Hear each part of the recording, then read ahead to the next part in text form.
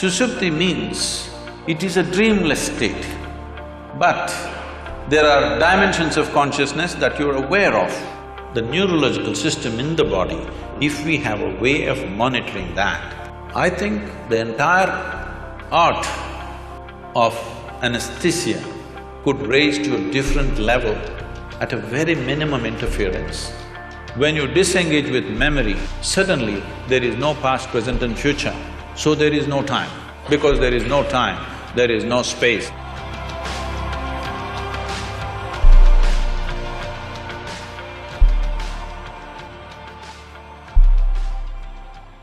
So I'll tell you why this started. 2 years ago, we were in a conversation with Sadhguru, and I asked him, we all know that anesthesia works, but we really don't know how it works, and can you shed some light on it? And he talked to me briefly, and then he said a statement which is, anesthesia, correct me if I'm wrong, Sadhguru, because sometimes I might be wrong, if I'm quoting you specifically, anesthesia cannot touch consciousness, it can only take away memory. I was blown away by that answer because that's not the way we think consciousness of. And maybe I thought, several days I've had sleepless nights thinking about maybe it's time for us to redefine the term consciousness itself. And having gone through several programs with him, I think I got some glimpses here and there to know that there's much more than what we know of. That's how this started. And so Emery, you are the one who has been doing a lot of work in this area, so you can probably start off telling me what we know now of how anesthesia actually causes loss of consciousness. Okay, so I'll start. And so again, it's a pleasure to share the stage with Sadhguru and with Nico.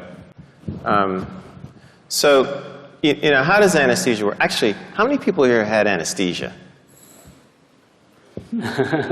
Oh. Great topic, right? Yeah, right. A lot of clients out there. Exactly, right. All right, fantastic. So what happened to you? You know, some people say we turn the brain off, or we make you unconscious, we put you in a coma. But I think so we've tried to really understand what's happened. And we've done this by doing a number of studies in humans as well as in animals. And so I'll just give you the quick back-of-the-envelope way to think about it. When you take the anesthesia drugs, or when they're given to you by the anesthesiologist, the brain isn't turned off. You know, it's not like all of a sudden a switch flips. If you look at what happens to the brain, it's actually in a highly dynamic state. It's really, the actual circuits in the brain are oscillating. They're creating waves. And to give you some sense of this, if you look at my hands like this, and they're oscillating now, this is the way your brain is in a normal state of, forgive me, consciousness, right? All right? As I understand it in my little limited way, all right?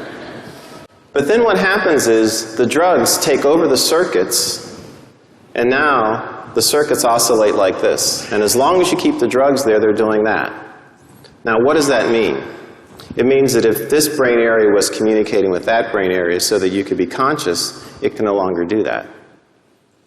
When you turn the drugs off, the brain returns. As long as you keep the drugs on, it does this. It creates these oscillations. It's very much like this YouTube video, which I'm sure some of you have seen, where you have a bridge in Tacoma, Washington. I don't know if you've seen this, the bridge in Tacoma, Washington. And all of a sudden, you know, it starts to oscillate in a perfect sine wave, just like this. And no traffic can go across the bridge. It's the same thing that happens under anesthesia.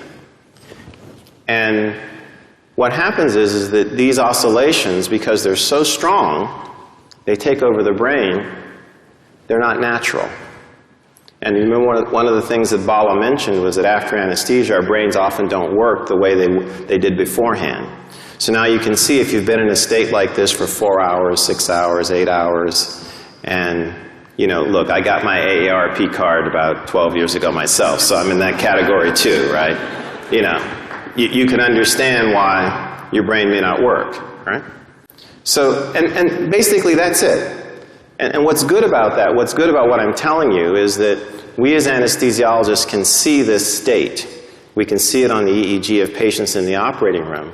and we can use it to change the way we deliver our drugs. That's the practical implication of this. And then the other practical implication of it is that as we take anesthesia seriously, in other words, don't say, oh, we just give you drugs and you go away and you come back. As we take it seriously and study it, then we can start interacting with our neurology colleagues and make links between problems that they're working on. We can actually begin to have conversations with, distinguished individuals like Sadhguru, who can help us understand what is it we're actually doing on a deeper level. But if we haven't taken what we do seriously in terms of what's happening in the brain, we're not in that position. And that's where I'd like to think that we're trying to move the research now to, in other words, use anesthesia, the study of anesthesia, to help us connect with some of these deeper ideas about the brain, the mind, and also consciousness. David, do you have any thoughts on that?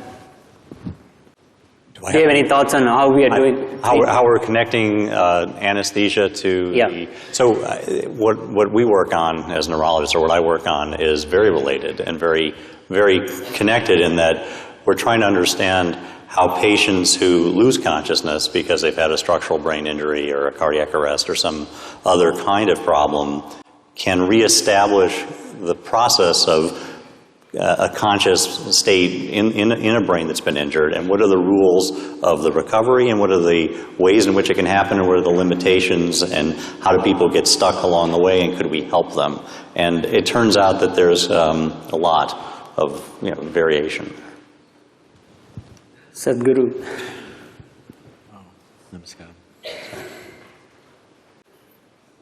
Dr. Brown and Dr. Skip, highly accomplished doctors in their areas of proficiency, but I'm completely unschooled. So, because for me, the only way I know anything I know is from my own experience. So my language and my expression could be a bit abrasive, or if it seems abrasive, please pardon me because I'm nearly illiterate. So, first of all, the nature of the language that we are speaking, I'm talking about the English language. This language is very good for describing and defining external things, but is very limited when it comes to internal dimensions of many aspects of who we are. So, if we have to use yogic terminology for this, what you're referring to as consciousness is considered as jagruti, that means wakefulness. We do not consider wakefulness as consciousness. Wakefulness is the state of the body, wakefulness is the state of the mind, wakefulness is the state of the bioenergies within us, but that's not consciousness. What you're seeing as physical body, well, one thing I would like to clarify is, we do not look as brain as a very significant aspect, because we see intelligence is right across the system. Generally, in most people's understanding, I believe, a combination of memory and intelligence is considered as mind. Am I right on this? If you take this as a definition, it is a fact that every cell in our body carries millions of fold much more memory than the entire brain can carry. Because these cells in the body remember even what happened 1,000,000 years ago. It remembers the skin tone of your forefathers from 1,000,000 years, nothing has changed. It never gets confused. So what you can carry in the brain as conscious memory, what every cell or every DNA is carrying is phenomenally more. And the chemical dimension of what is being conducted in every cell is far more complex than you could ever figure with your entire brain. So both in terms of intelligence and memory, the spread is much more. I think this entire focus on brain has come mainly because somewhere, probably pre-Renaissance time, we broke into this because that region, largely we're talking about Europe, where it was hugely dominated by very dogmatic belief systems. When people broke through that, nobody was supposed to think for themselves, everything was already said and done. When people broke through that and started thinking for themselves, thinking little freely looked like absolute liberation for those people. And I think that hangover still lasts in our education systems, in our medical sciences, in the very way we are approaching even fundamental sciences. That hangover, that thought is everything, is very profoundly influencing our social structure and our way of exploration. In the yogic sciences, we don't attach any significance to your thought. Whatever you're thinking, it's of no consequence to me. This is why whatever somebody is saying, we don't listen to them. We just feel them. We just feel them. What is their chemistry, what is their… how they are right now. I don't care what they are saying. This is how… maybe it's an evolutionary problem with me, because I've been in jungles by myself and I've seen most creatures judge you just like this. I think they showed a picture of me having a king cobra. I've been very closely involved with all kinds of creatures, particularly cobras and things. Their sense of our chemistry is so keen. You can just go in the wild and just pick up a cobra. As you saw, I'm not holding him by his head, he's not a pet cobra. He's a king cobra. If he bites you, he won't give you more than 20 to 40 minutes before you're done. But I'm just picking him up like this, he will do nothing because he is feeling my chemistry. If I show little agitation, he'll go for me. If I'm just, okay, he's fine with me. So, we don't attach any significance to thought, because thought is recycling of the data that we have already gathered. No thought can come which is absolutely fresh. Permutations and combinations of the data that we already have. Right now, a lot of people coming up to me very fearfully and saying, Sadhguru, this artificial intelligence is coming, if they come, they will take over the world. I said, if they take over and run the damn thing, you're on a holiday, isn't it?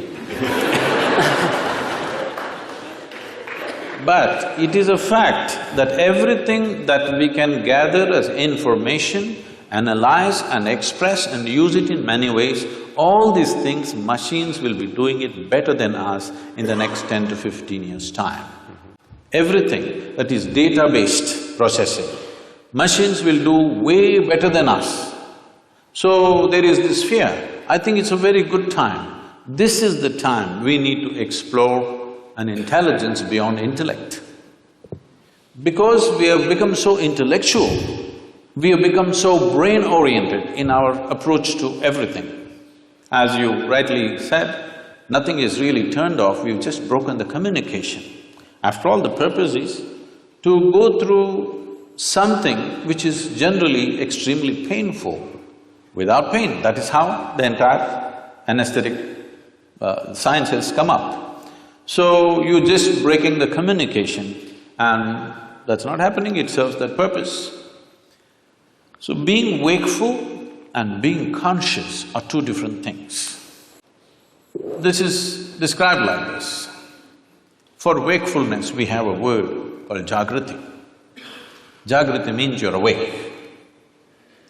If 10 people, let's say we take sample of 10 people, they all fell asleep, don't do it, okay? They all fell asleep and they came awake. When they come awake, all of them will not be equally awake. One person may be instantly awake, another person may take 2 minutes, as you have noticed with anesthesia also. Sure. Another person will take an hour to wake up, another person needs a strong coffee, otherwise she won't wake up. Am I right? Like this. Different levels of wakefulness is also there. Professors must have noticed. Yes, yes. In fact, the first few minutes of the day can be like that. Different levels of wakefulness in a classroom. So, this is Jagriti. So, we are calling wakefulness as consciousness? No. The next dimension of consciousness is called Swapna. This means a dream state. A dream state is far more vivid than wakeful state for most human beings. It's like going to a cinema. If you go to a cinema, the key factor of the impact of the cinema on you is turning off the lights. This is something most people don't understand. If you don't turn off the lights, cinema will be no good, it doesn't matter how well it's made. Turn on the lights and watch the cinema, you will see a great cinema becomes nothing. So turning off the lights is important. So turning off the lights in our experience is the eyelids, you down the shutters, the world is off. Now you start your own world. So dream state is like a cinema, it's far more impactful. People love their cinema stars more than the people that they've lived with for 25 years. But they have not even seen them, all they saw was play of light and sound. But that is far more impactful simply because lights are off. So, eyelid is that, if you roll it down, light should be off, world should be closed. But right now, the problem is this mental faculty has not been taken charge of, so it's running wild all the time with eyes closed. So this dream state is considered a more powerful state than Jagriti. Jagriti or wakefulness is important for performing action in the world. But for human consciousness, in terms of profoundness of experience, dream is always more profound than walking on the street. Yes, most of you have experienced this. The next state is called a Susupti. Susupti means it is a dreamless state. But there are dimensions of consciousness that you're aware of. It's a totally dreamless sleep state, but you're aware. There is no picturization, there is no video running in your mind, there are no pictures, there are no people, there are no words, but you're conscious in your sleep. This is a very powerful state. If you really want to manifest something in your life, this is something to be explored. And the next one is called as Turya. This is consciousness, where there is no memory involved of any kind. Essentially in the yogic sciences, we are looking at consciousness as an intelligence beyond memory. If there is memory, memory is considered a boundary in the sense, this is one person, this is another person, simply because this embodies one kind of memory and that embodies another kind of memory. This has become one kind of person, this has become another kind of person. Essentially, it is in the memory. Memory does not mean just what I remember and you remember. Genetic memory is there, evolutionary memory is there, elemental memory is there, atomic memory is there, karmic memory is there. Inarticulate and articulate memories are there, but generally we are thinking memory means consciously what we can remember. But today, if we eat dog food, we'll not become dogs.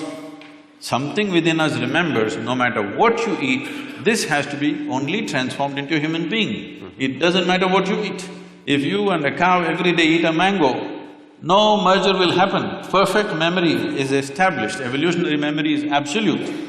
So, these different dimensions of memory are playing on a daily basis.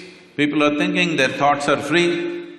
It's a joke because your memory is determining everything. So, largely in one single word we call this karma.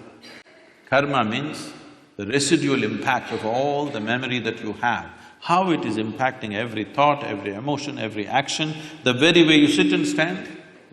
See, if you see somebody walking far away, let's say half a mile away you see someone walking, if he's your friend, just the way they're moving their body, you say, oh, that's him. There are 7 billion plus people, but this particular man walks in a unique way, all right? Just two-leg walking, everybody walks, but still it is so unique. So this is what we are referring to as karma, that the residual impact of memory, varieties of memory. We recognize memory as 8 basic forms of memory, which are determining how you are right now. The very way you sit, stand, breathe, understand, perceive life is determined by this memory. But there is an intelligence beyond memory, which we call as Turiya or Chitta. This is consciousness. Now, every one of us is conscious. The question is only of degree. Even a rock is conscious, a dog is conscious, a pig is conscious. The question is only of degree, how conscious. Even among us, how conscious is different from person to person. So, this degree of consciousness determines everything. Now, if we have to give an analogy, what is memory is like, I'm sure every one of us at some stage in our life, I don't know if you're still doing it, we blew soap bubbles. Did you? Hello? Come on, everybody raise their hand for anesthesia. Did you?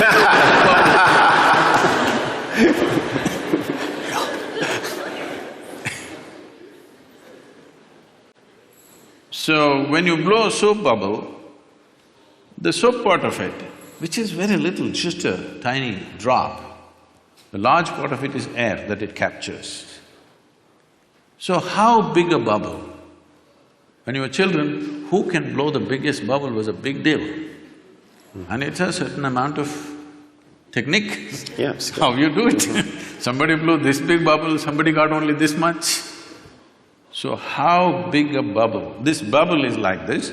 The kind of soap and how it gathers is your memory. It forms it gives it a form. But when the memory bursts, there is no such thing as your air and my air. There is no such thing as your consciousness and my consciousness. There is something called as your body and my body. There is something called as your memory and my memory. There is something called as your intellect and my intellect. But there is nothing called as your consciousness and my consciousness. How much of it did you capture? How big is your bubble will determine the scale of your life. The scale and possibilities of your life are determined by how big a bubble did you blow. Okay.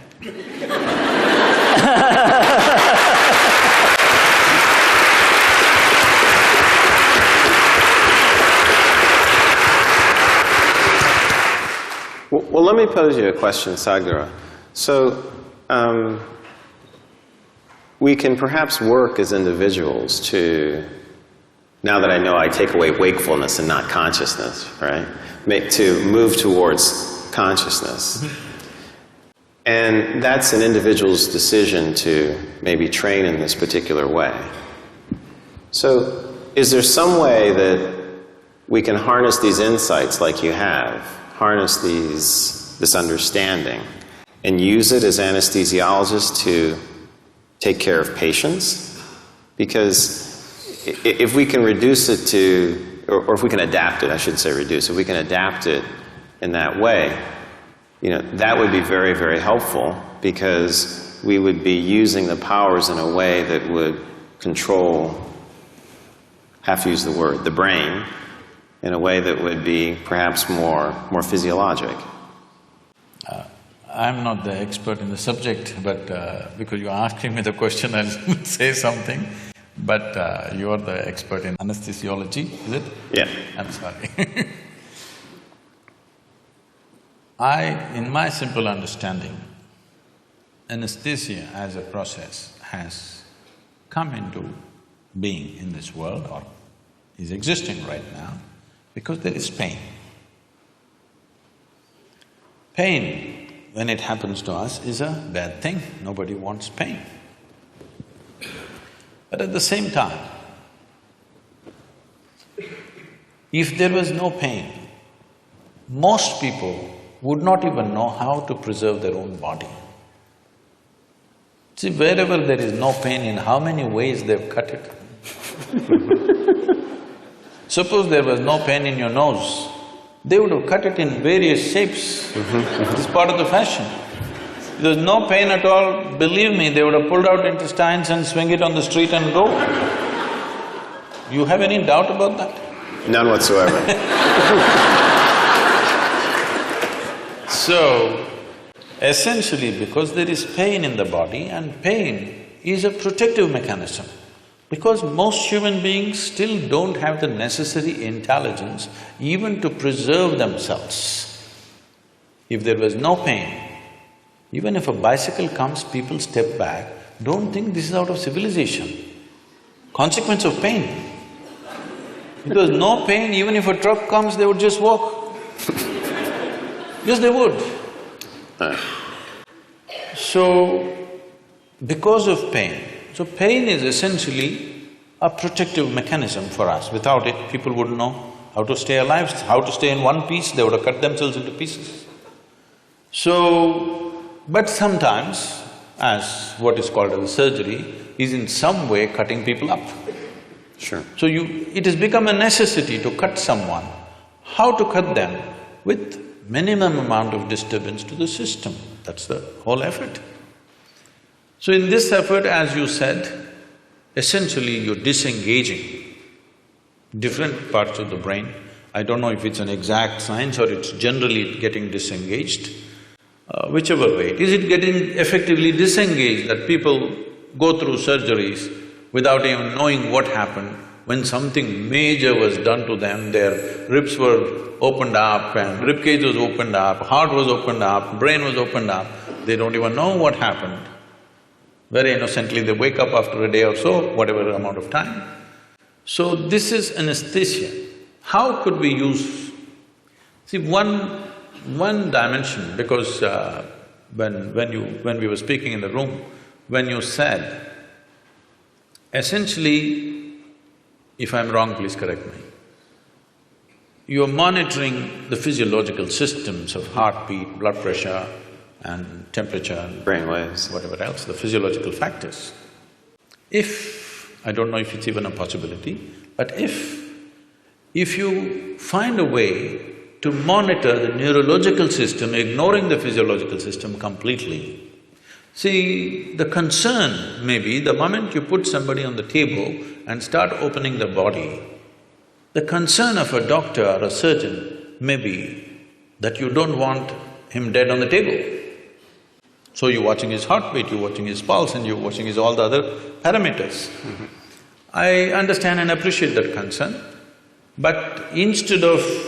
okay, let's leave the physiological monitoring as it is, but if we have a way, I don't know if there is a way in the medical science, if we monitor the neurological system, not just the brain, the neurological system in the body, if we have a way of monitoring that, I think the entire art of anesthesia could raise to a different level at a very minimum interference.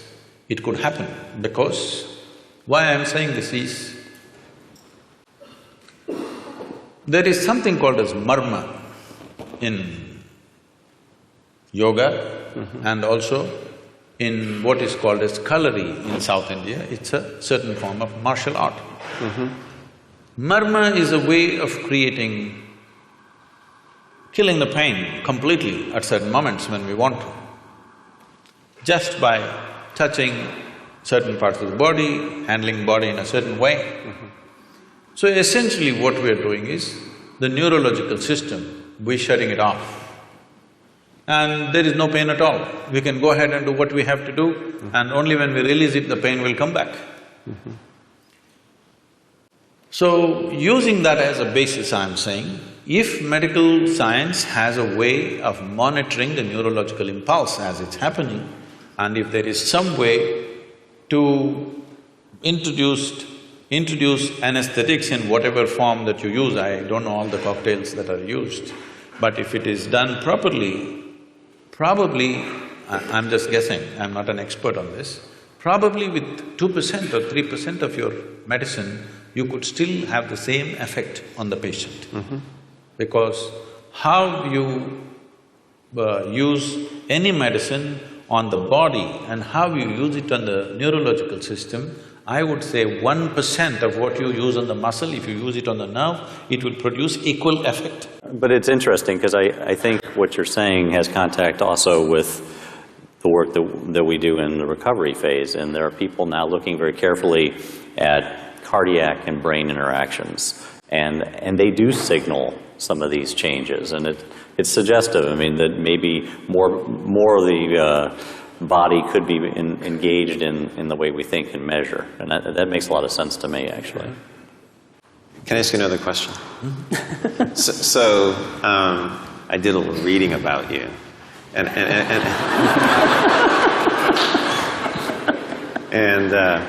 he's not as uneducated as he would have you believe. See, he's actually quite educated. That's pretty clear. And I was curious because I think it was back in 1982 when you had like your first enlightenment experience, I think. And there's a story here. So you mentioned how it seemed like only 10 or 15 minutes had gone by. But what had happened is that you'd been out in this state for like maybe 4 hours or so when you came to and looked at your watch. The analogy is this is what people under anesthesia report all the time. In other words, they have this sense that no time has passed. You were not around that day.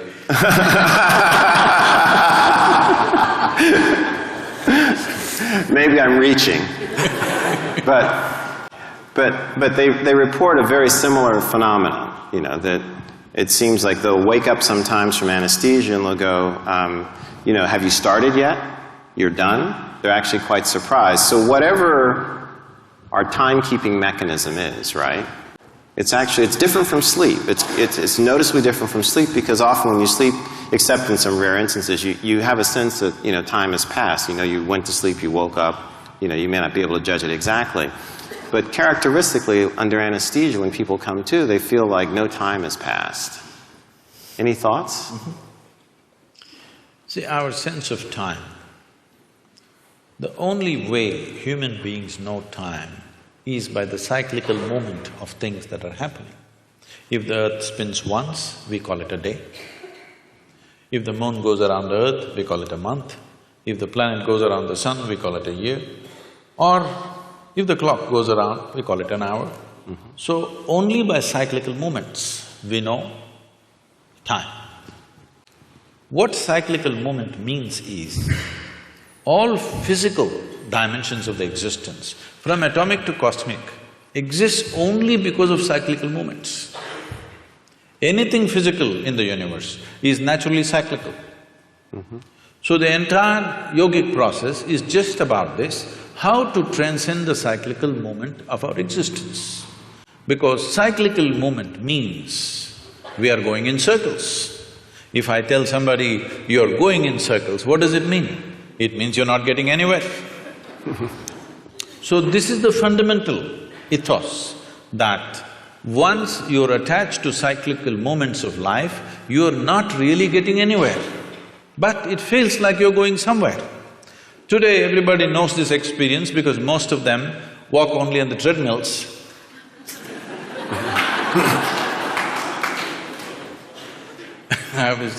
I was in conversation with Ed Bagley, who's an environmentalist, and he said, if somebody from another planet comes here, some aliens come here and see, we drive to the gymnasium and then cycle inside the gymnasium on a stationary bicycle, what will they think?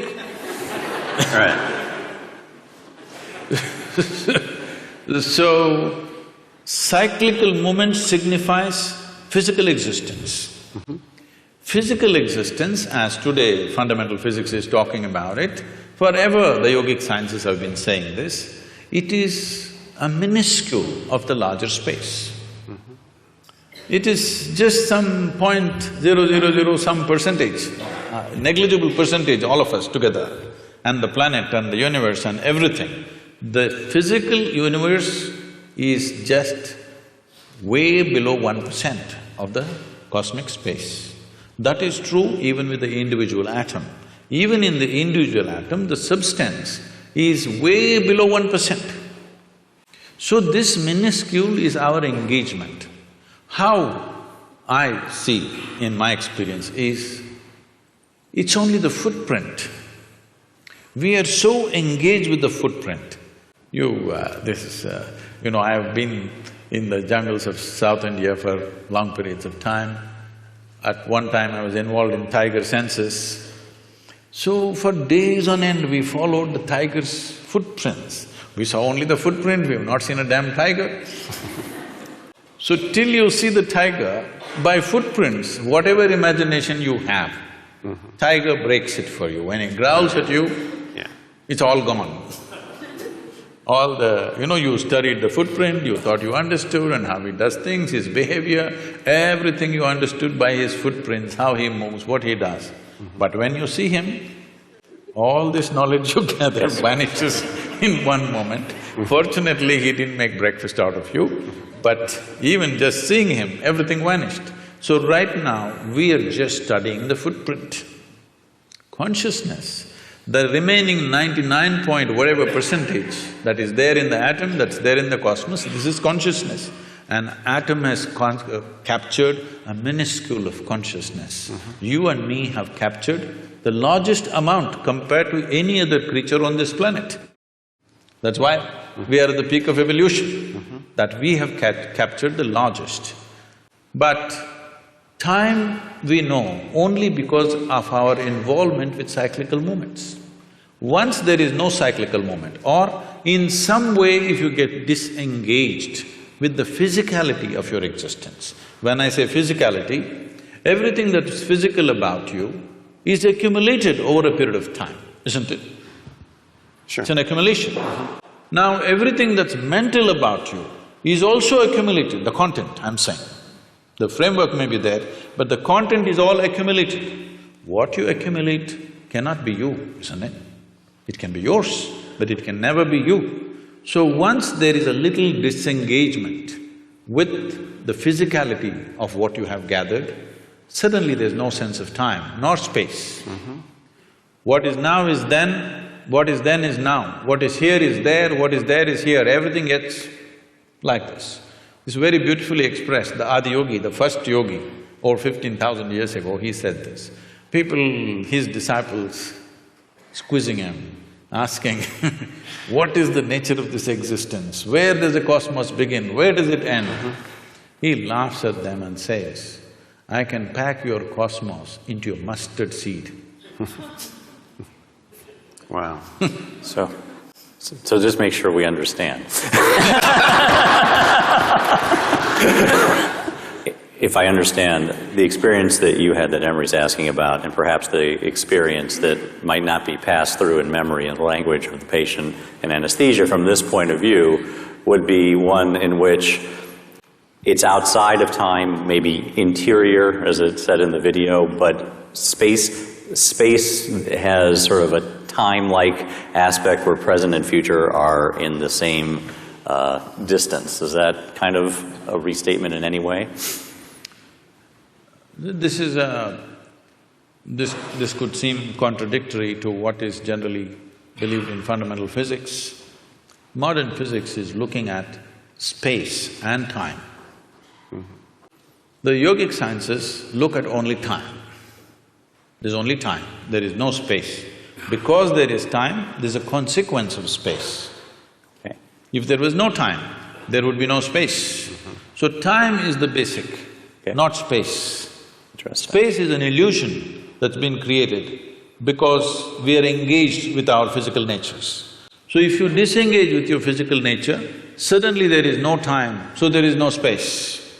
So suddenly what is here is there, what is there is here. People think something miraculous has happened, nothing miraculous happened.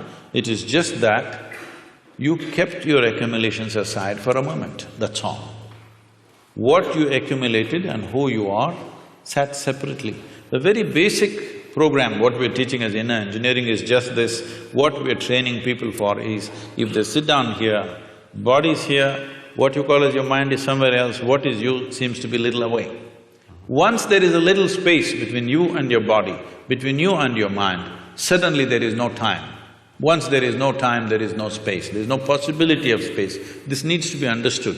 We have a common word both for time and space. We call it kala. Kala means time. Kala also means emptiness. So emptiness means space. So this hall is empty, that means there is space here. We say when the hall is full, we say there is no space here, that's what we mean in a simplistic way. But the same word is employed both for time and space because space is bred by the time. If there is no time, there is no space. Right now we are understanding time as cyclical movements. So we are looking at time in two different dimensions, Kala and Mahakala, the greater time. The greater time has no cyclical movements. Cyclical movement is because of physical nature. Because of physical nature, there is time in terms of birth and death, in terms of initiation and expiry of everything that happens. Every atom, every electron, every proton, somewhere has an age. Even the very planets and the solar system and the sun has an age. Sometime it is begun and sometime it's going to end. Whether it's going to be a bang or it peters out is is something we can debate. Sure. But physicality is not perpetual. It begins and ends. Because of that, we are looking at time in that sense. But there is time beyond cyclical nature. This we call Mahakala. Is there some logical way of explaining it? No. It is just that when you disengage with physical nature, which is the main purpose of yoga, because otherwise, when you engage with your physical nature, you engage with your memory. Your body is just memory, variety of memory. 8 different dimensions we are talking, whether we see 8 or 4 or 1, it doesn't matter. This has taken a particular form only because of memory. It is functioning in a particular way only because of memory. So when we disengage with physical form, we are disengaging with memory absolutely. When you disengage with memory, suddenly there is no past, present and future, so there is no time. Because there is no time, there is no space, there is no distance, there is no possibility of this and that. Since I have you here… I'm yours. No, thank you. Professor Sir. No.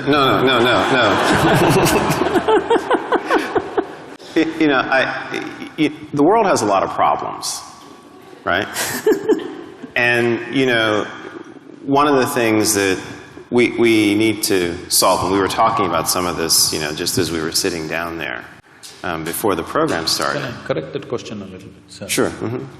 The world doesn't have too many problems, it has only one problem, human beings. Okay.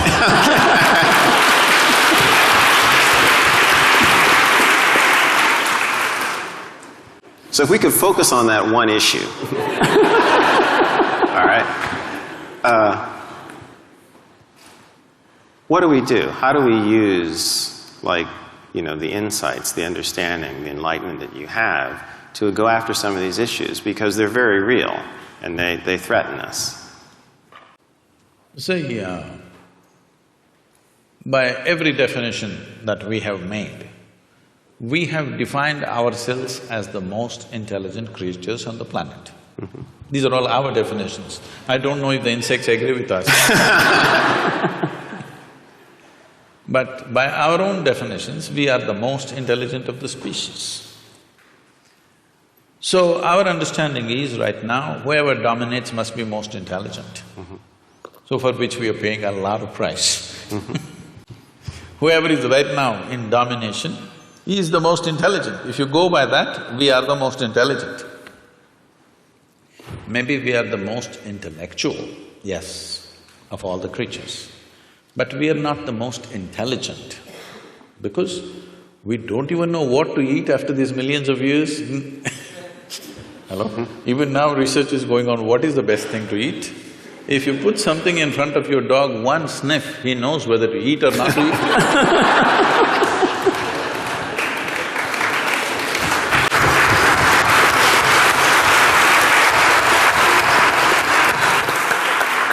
So this is mainly because this is a new happening. This cerebral activity is a new happening. We're a bit too excited. Just like, people are all engaged with their smartphones all the time. They're walking like this everywhere. They're not looking at the sunrise, even that they look in the phone screen. They look at the whole cosmos in their phone screen. Because the instrument is new. Next generation may not even look at it, probably. Right now it's new, everybody is engaged with it and they're calling it a smartphone. Generally, someone will refer to someone else as smart when they find that person is smarter than them, right? So, unfortunately for a whole lot of people, the phone is the smartest thing about them. So, this is a new gadget. This… you should know more about these things if you have the right names for this. The brain? No, in the brain, this cerebral development… The cerebral cortex and… Yes. yes. This is a new happening. So we're a little excited about this. This can boom, boom, boom, you know, there's all those figures of blue lights flying all over the place and we're excited about those things. But fundamentally, intelligence always has been, all right? It might have found expression in the form of thought, which gave us the capability of language and many other arts and music and things. It gave us various capabilities, there's no question about that. So only a very few, very small percentage of people used it that way.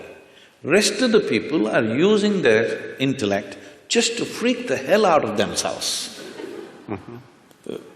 You're only handling injuries or you're also handling people going off? I only do neurology. Okay. I'm not board certified in psychiatry, if that's the question. If they're neurotic, you don't deal with them? Not trained for that. Okay. They all come not professionally trained for that. A lot of them come to me. You're lucky. So, this is essentially like you have a new gadget, but you have not read the user's manual. You're doing something with it. Human suffering that you see, human beings are suffering on various levels. As a doctor, you're probably seeing physical suffering in terms of ailments and surgeries and whatever they go through, injuries and stuff. But I'm seeing a different level of suffering. People who have no ailment to complain about, but they suffer deeply. People without any ailment suffer far more than people with ailments. At least if you have an ailment, you have a good excuse. Most people don't have an excuse, simply sitting, standing, they suffer.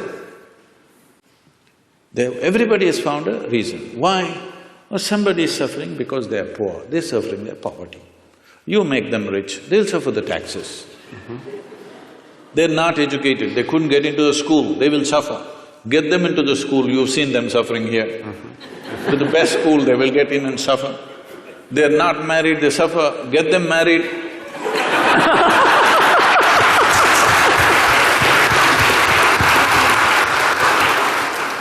So they're not suffering their life, this is something that needs to be understood. They're not suffering their life. If you ask them what they're suffering, they're capable of suffering what happened 10 years ago. Yes or no? 10 years ago something happened, they can still suffer.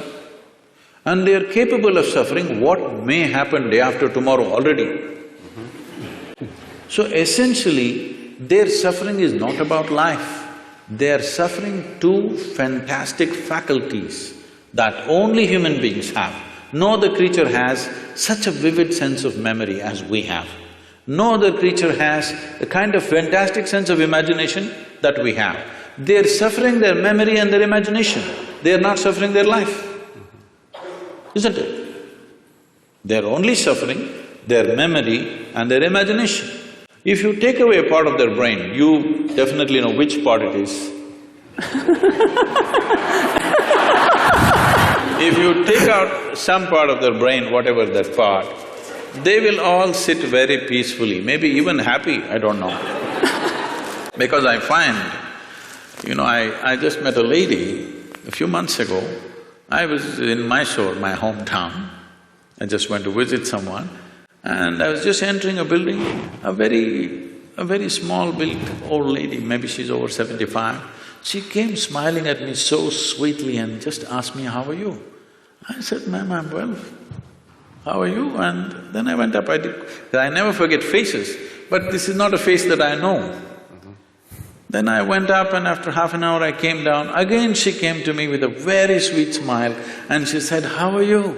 I thought, okay, and then I said, "Okay, I'm doing well, how are you doing?" Then somebody came and said, poor lady, she's just lost her memory. But I said, it seems to have done wonders to her. She's just so exuberant and joyful. So, a whole lot of people, when they lose their faculties, they become better. This is the unfortunate nature of our existence, that our capabilities have become our problems. If our incapability is our problem, that is understandable. But when our capabilities become our problem, we are heading for a disaster. Yes or no? This is a tremendous capability. This cerebral development is a tremendous capability, but now that is what we are suffering. Our fantastic sense of memory and imagination, we are suffering this. And no wonder so many people are losing their memory, because many times in their lives, consciously, unconsciously, they're wishing they could forget something. And they will forget one day. When they forget, suddenly it becomes an ailment. But they were always wishing for it. Every day, a whole lot of human beings are continuously wishing and praying, I wish I can forget this. But when they forget it, then they become a case. So, this dimension of what we are looking at is not about forgetting, it is not about reducing your thing. See, every day people are taking their own anesthesia. They call it whiskey, they call it wine, they call it their own thing. They kind of, just dull your memory, dull your imagination, simply sit there. It feels peaceful. Next day morning again, everything is back anyway, unless you have a hangover. But people have found their own ways of anesthesia. For sure. And people are using many things, of course, more advanced developments have happened in that level of anesthesia also in recent times. Right. So, essentially, whether you pray, I want to forget all these things and live happily, or you drank a glass of wine, or you doped yourself, or you're on LSD, or you put them on anesthesia, essentially they're all moving in the same direction. You're doing it for a specific purpose for a limited period of time, but they're trying to do it to their life. And one day, when they lose their memory, in a way, unfortunately, they've succeeded their intent. This is the misfortune. Because people are driving themselves towards that. People are trying to think, today in the world, people think there is something called as sanity and insanity. There's no real line there. It's a line that you manage by yourself, with your own discipline and your own perception. Is there really a line called sanity and insanity? Tell me. Is there? See now, it's like this. What you think is normal, somebody else thinks is crazy. Is it not happening all the time? Older generation thinks younger generation is crazy. Younger generation thinks old people had for sure lost their marbles. Everybody is making these judgments. One culture thinks another culture is crazy. So, it is just a line that we artificially create and manage, because we know if we cross that, we will not be able to control ourselves. Even when people get angry, the term that they use is yours always, I'm getting mad, so they know it. So, they know that they've crossed their line. The line is not same for everybody. What is my line and what is somebody else's line is different places people have drawn their lines. Somebody thinks it's all right, once in a way, at least 3 times a day I shout at somebody, it's okay. If I ever shout at somebody, then I will withdraw probably for many years, because such a thing cannot happen. If it happens, I've lost it. So what is your line, where is your line, is something that you have drawn. There is no existential line that this is sanity, this is insanity. There is no such thing. The question is just this: if you're in control of your mental faculties, this is called sanity. If you're not in control of your mental faculties, this is called insanity. Suppose, right now, we can make an experiment with all of them. Can we? Sure. I'll give you 10 seconds. Next 10 seconds, nobody… a simple thing, what you have to do is, you can think of anything in the universe you want. Only thing is, don't think of monkeys for the next 10 seconds. Okay? 10 seconds, no monkeys. You will count millions of only monkeys. So, our faculties are not totally in control. The question is only, how crazy are you? Okay? You are a little more crazy than me. That's about it. But there's no such thing as somebody is absolutely sane and somebody is absolutely insane. What means a lot to me looks like insanity to somebody else. Is it not happening every day? What means a world to you, somebody else thinks this is insanity. What means a world to them, you may think it's insanity. All kinds of things are being done in the world and it looks perfectly normal for that person, it's only others who are making this judgment that he is insane. Only thing is, if what is out of control goes to a point where it causes active harm to himself or to people around him, then we are diagnosing him as totally insane. But there has to be some sort of agreement, and I'll just call it that, so that we can have a functional social structure, right? So, you're saying sanity is a social thing? I'm asking, I'm afraid to assert here. It is so. See, even in terms of sanity and insanity, what is crime and what is not, is a social thing, isn't it? Right. It's a very social thing. So when we're talking about social things keep on evolving from generation to generation, it keeps changing. What you thought was wrong has become right, what you thought was right has become wrong. In one generation it happens, isn't it? So social realities we don't have to debate because it's a flux that all of us create. It's generally called culture. Culture is not something that dropped upon us. What mess we create today is tomorrow's culture. What the previous generations did, they did not do everything consciously, they did some mess. That's our culture right now. Okay, so if I understand the answer, it's a very hopeful answer. Because no matter how bad things look, they present to us a problem we can solve. Is that in the next generation? Is that sort of the point? You have teenage children or something?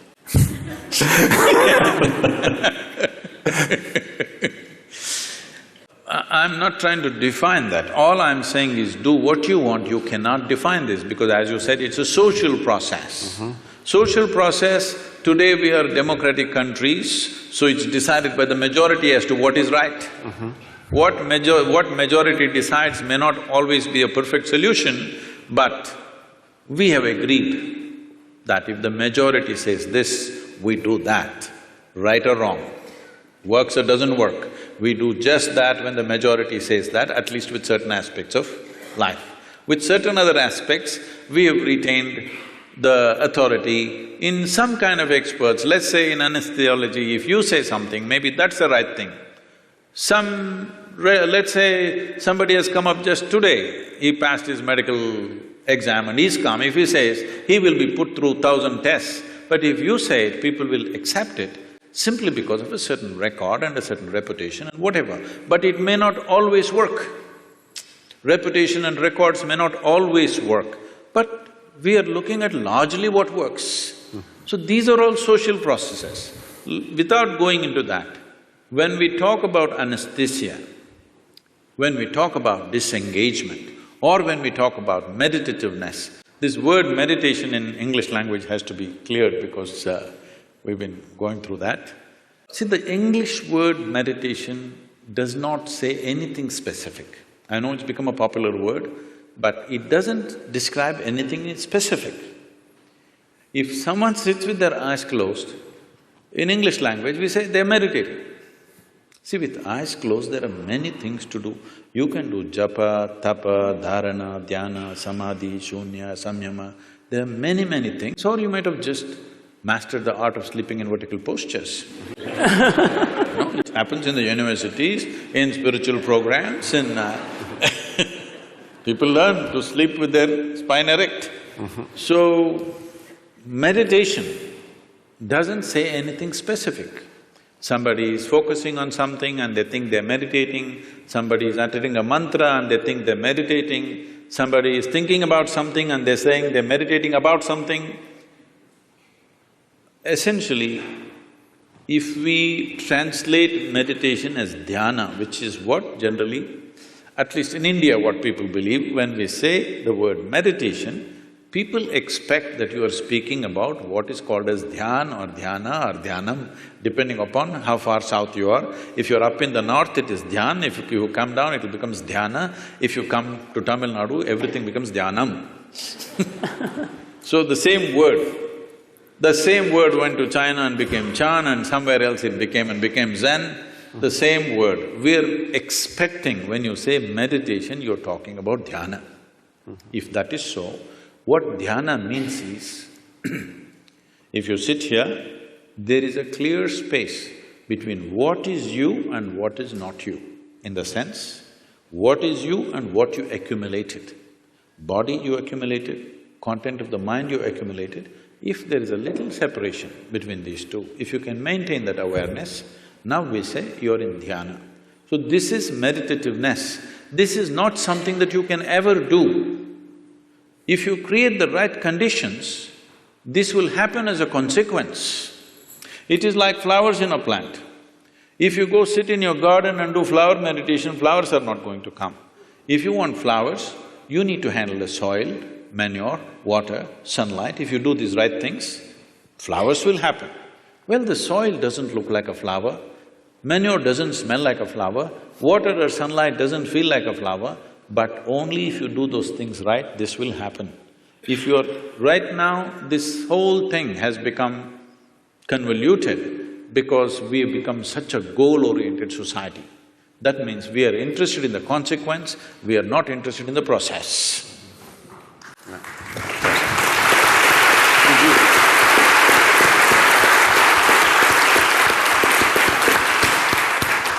So we have…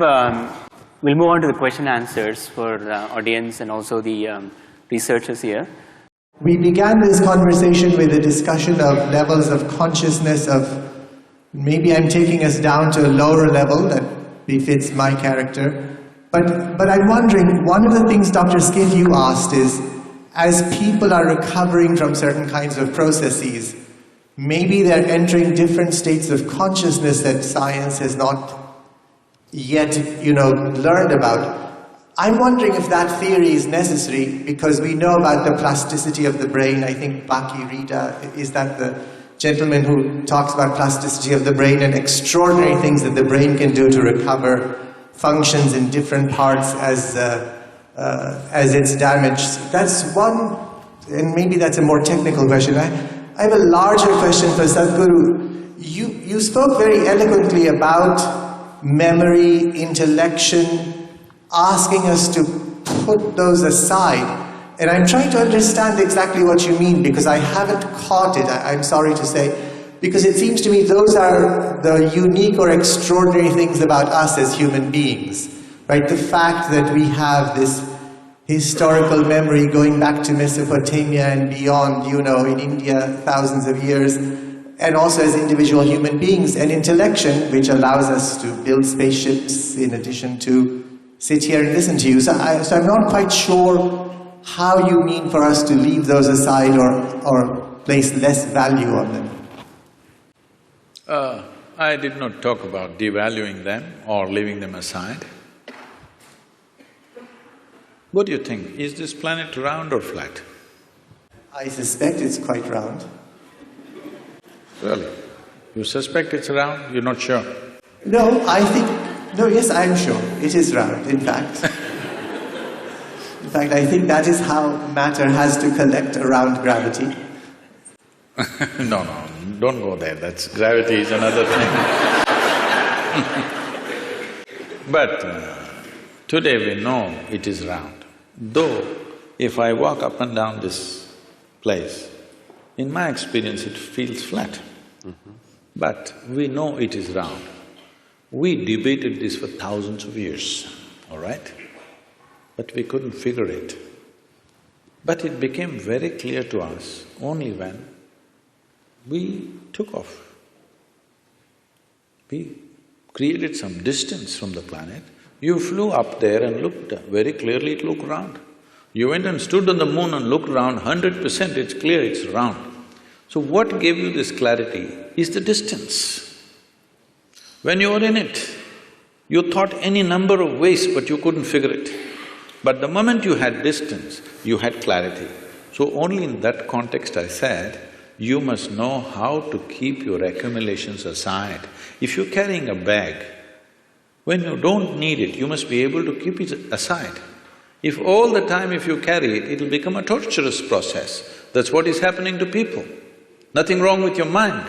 It's just that all the time it's on and it's becoming torturous. Not knowing how to do, they're sozzling it out with alcohol or drug or something else. Essentially, they are unable to bear the activity of their own mind, isn't it? If they could keep this bag aside for some time, all we have accumulated, it would be nice.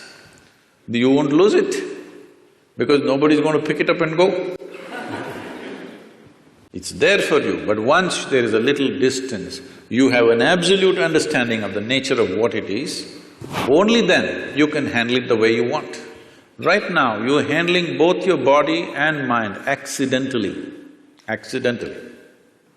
When you do things accidentally, anxiety is normal, and that's what is happening. Because everything is accidental. Because there's no clarity about anything. Because the nature of intellect is such. If I ask you, would you like your intellect to be sharp or blunt? You must choose right now, I'm going to bless you. Sharp or blunt? Sharp. Sharp. So you understand, intellect is a cutting instrument. It's like a knife. The sharper, the better. If somebody is very sharp, you will say, oh, he's a razor sharp. Intellect, very sharp. So cutting instrument. Cutting instrument can be used for dissection. With dissection, we know many things. Did you do science in your high school? You cut open that frog and saw how the heart was pulsing. The frog didn't think much about it, that's another matter. But you came to know so many things in this world. Slicing a human body, slicing a flower, slicing an atom, we discovered so many things. But is this a complete way of knowing? Can I know you by dissecting you fully? Is it possible? Maybe I will know you better by including you, by engaging you, rather than dissecting you. By dissecting you, I may know your heart, liver, kidney and spleen, but I will not know anything about you. Only by inclusion I know. So, you are using a cutting instrument, or let's say you take your knife and try to sew your clothes, you will have tatters. So this is what is happening with approaching everything intellectually.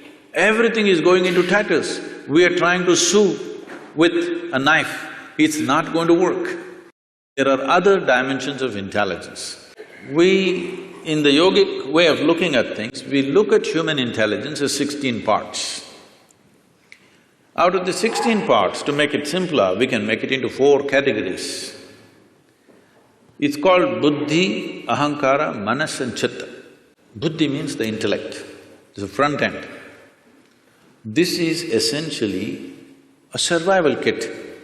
Without your discriminatory intellect, you wouldn't be able to survive on this planet. You have to discriminate. Now here a deer came and here an elephant came, you should know which way to go, otherwise you wouldn't survive. Discrimination is constantly on, which is keeping you alive right now. Otherwise you wouldn't know whether to walk into the… whether to walk on the sidewalk or in the middle of the road, you wouldn't know.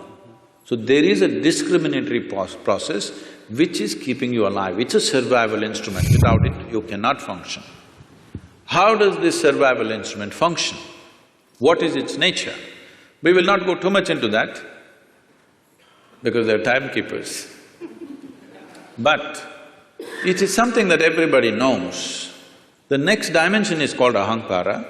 Ahankara means identity. What kind of identity you fix That is how your intellect will work.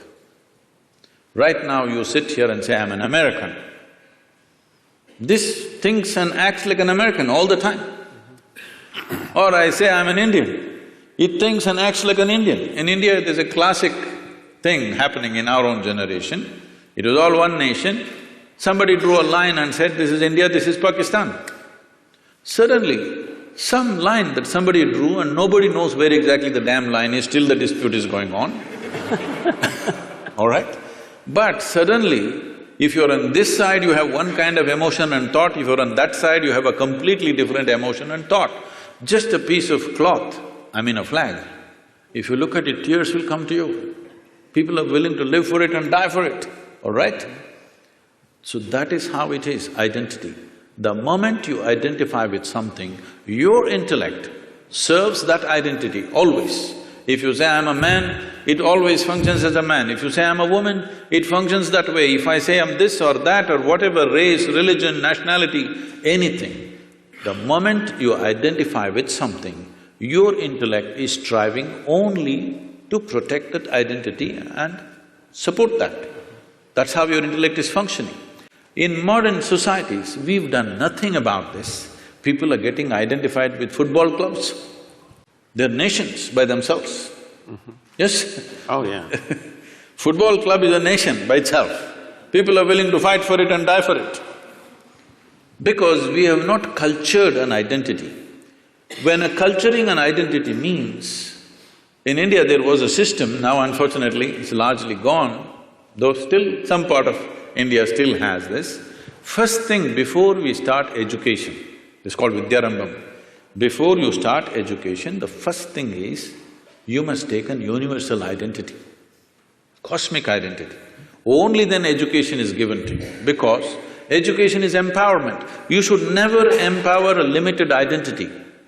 If you empower a limited identity, violence is a natural consequence of that.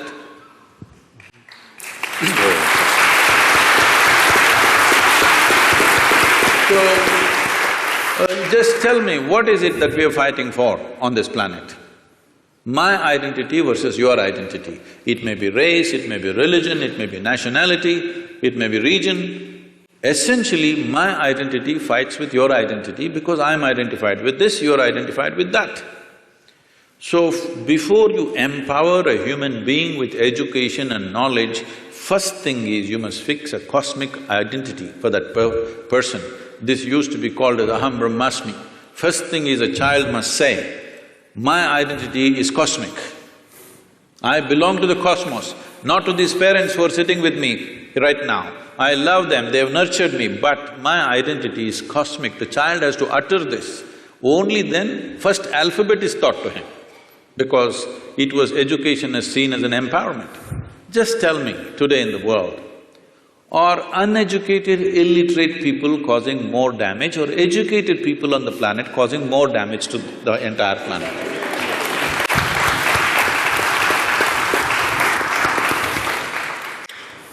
So, it is just unfortunately, empowerment is happening without fixing the identity.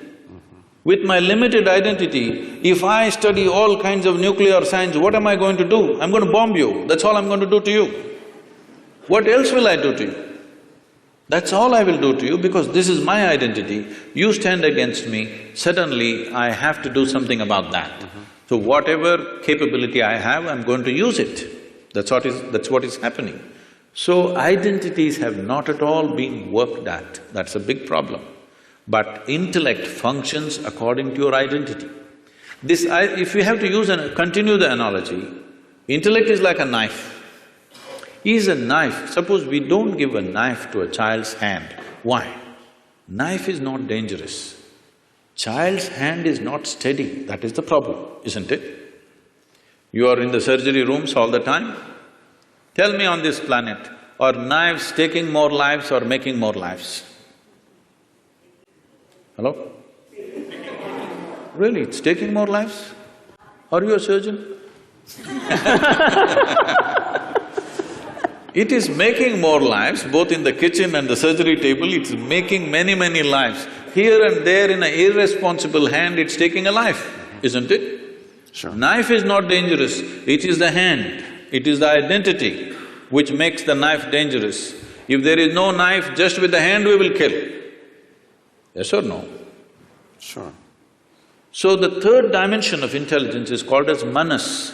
This manas is the silo of memory, which we were talking about, 8 different dimensions of memory: elemental memory, atomic memory, evolutionary memory, genetic memory, karmic memory, inarticulate memory, articulate memory and conscious memory. 8 dimensions of memory, everything that's happened from the beginning of creation here on this planet, from amoeba to now, everything, the memory of it is there in the body in some form.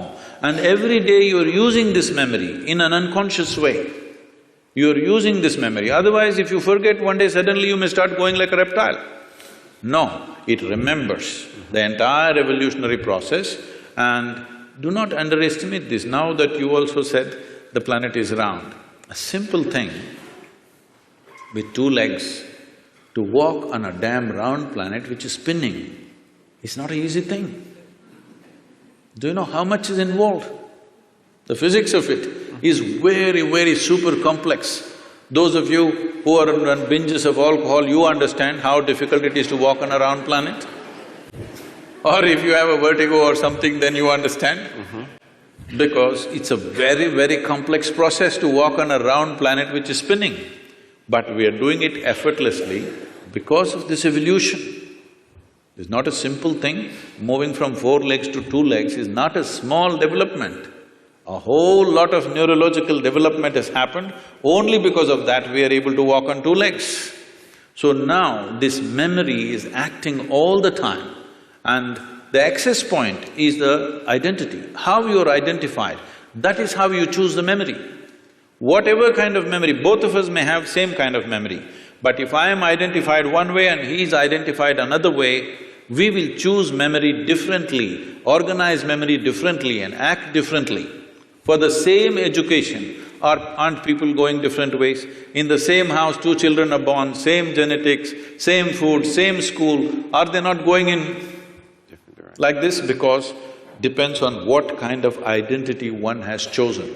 This disciplining or limitless… setting a limitless identity, not a small limited identity, must happen at an early age. If this doesn't happen, our intelligence will work against us. That's what is happening in the world today. The 4th dimension of intelligence is called chitta. This is unsullied by memory. This is an intelligence unsullied by memory. There is not an iota of memory in this. This is what normally in English language is passing off as consciousness. So, where there is no memory, there can be no boundary. Memory is the basis of boundary. This is me and that is you, this is my memory versus your memory. This is me and this is a table, this is only by memory. If there is no memory, there is no boundary. So going beyond those states of memory is necessary for every human being, whatever capabilities you have right now. Because of our explorations, our knowledge, our science, our technologies, well, this is what is eating up the very basis of our life also, isn't it so? The planet is going away. We have no solution for that, but we're going on simply because we have explored bits and pieces without grasping the entire dimension of what it is. Consciousness means that you went beyond the boundaries of your memory and grasped life as it is. Now it doesn't matter how much knowledge you have, you will do what is needed and nothing more than what is needed, and that's what needs to happen in the world.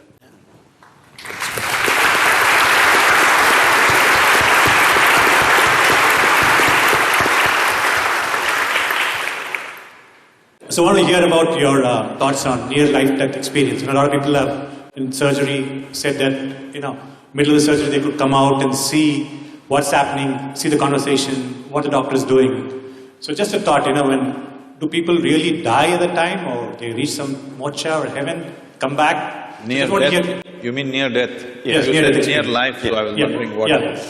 So when I saw you, I saw near-death experience. Okay. There's near-death experiences where, let's say, someone is about to die very often. We've read these accounts, like More like Dr. Sanjay Gupta's book talks Yeah. about these, like cheating death, Yeah. in which case they then have these experiences where they may see lights or what have you. So I just want to distinguish that, Yes. because they're two different Yeah, cases. that's what I want to know. Okay, all right. Anyway, when we say death, the definition of death on one level is you lost your body. That's what death is. So, I mean, let's not go into other areas, they'll get you into very fuzzy places. About near-death experience, it's… what is being referred to as meditation? We have a certain type of meditation called shunya. That means shunya literally translates as emptiness. That's not the right translation, but there's no appropriate word in English. So it's emptiness or nothingness. So if you settle down into shunya meditation, it's not near death, it's actually death, but conscious death. Suppose you're riding a bicycle, you are a new rider with little balance, so you will go like this. Some other kid is riding, he'll leave his hands free and whistle and look here, look there and ride and do all kinds of things, stand up on the handlebar and turn around, jump, all this. Why? It's a certain mastery, certain balance and mastery. Now, you can jump off the cycle and again jump back and do all these things. Similarly with your body, if you have a certain amount of mastery, you can jump off and jump back quite effortlessly.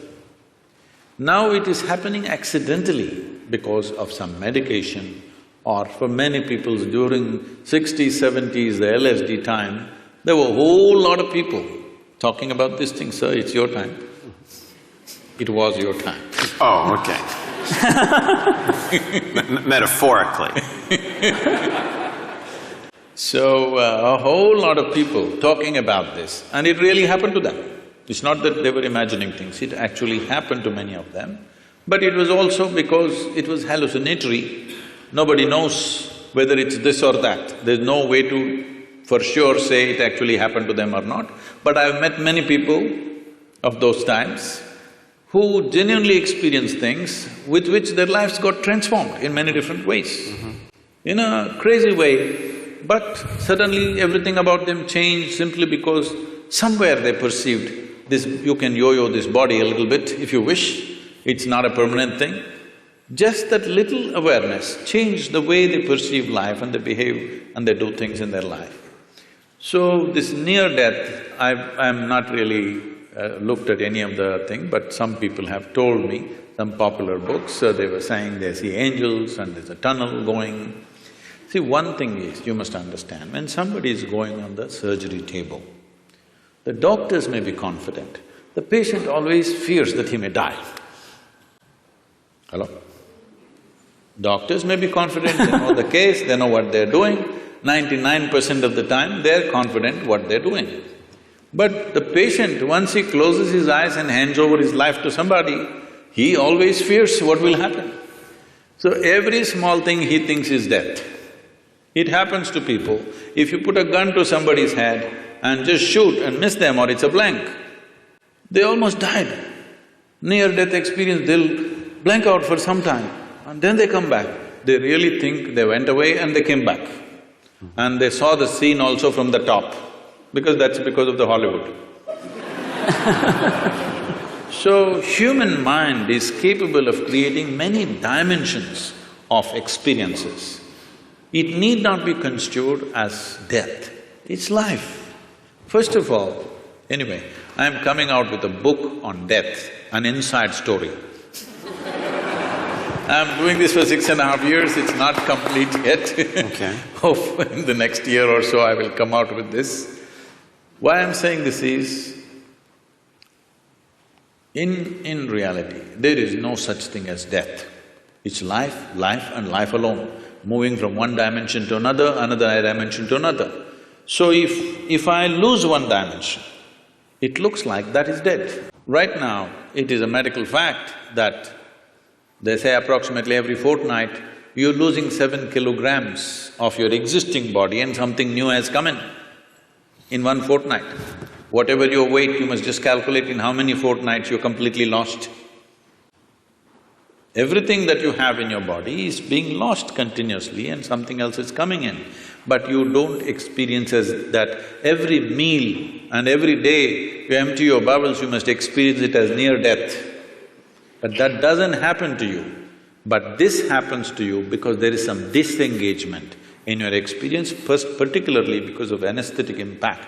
The disengagement with various faculties that you're normally used to suddenly makes you feel you're dead. Nobody died. It's a completely wrong perception. Yes, every moment of your life, if you are willing, if you are not entangled with situations and your own thoughts and emotions, there are many things you can perceive right here. Right here, sitting here, you can look at your life from there, okay? This is not near death, this is life. But because, as I said, loss of faculties works out well for a lot of people, unfortunately. It's not a good thing. This happened. A man met a close friend of his that he knew very well when they were in the university together, after 25 years break. So he invited home for dinner, he went, and being an Indian household, the wife was serving and these two men were eating. And every time he wanted to ask for something from his wife, he said, my honey, my sweetie pie, my boo-boo-boo, my koko-koo, my bulbul, and whatever else, your Tamil, so my tangam and my chuchu, all those things. So after the dinner was over, the friend was leaving and he said, you are having an amazing life, aren't you? I'm married with my wife for 15 years, we can't even look at each other's face. The way, the endearments you're showering upon your wife is truly fantastic. I said, what are you talking about? He said, you called her bulbul, you called her tangam, you called her this. I said, oh man, I forgot her name 7 years ago.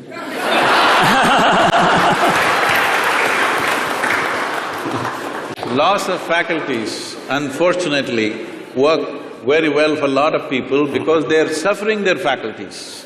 The greatest faculties that have come to us after millions of years of evolution, unfortunately we suffer because we have not read the user's manual.